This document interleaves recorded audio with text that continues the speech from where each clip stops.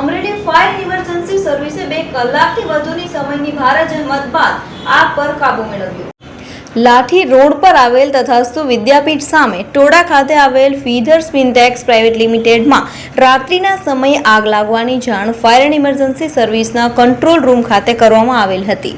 જાણ મળતા જ ફાયર એન્ડ ઇમરજન્સી સર્વિસની 2 ફાયર ટેન્ડર સહિતની ટીમ ફાયર ઓફિસર એચ.સી. ગઢવીની આગેવાની હેઠળ તાત્કાલિક ધોરણે ઘટના સ્થળે જવા રવાના થયેલ હતી અને છેલ્લા 2 કલાકની વધુ સમયની ભારે જહેમત બાદ આગ પર પાણીનો છંટકાવ કરી કાબુ મેળવ્યો હતો.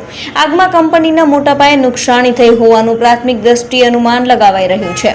આગ લાગવાનું કારણ હજુ જાણી શકાયું નથી.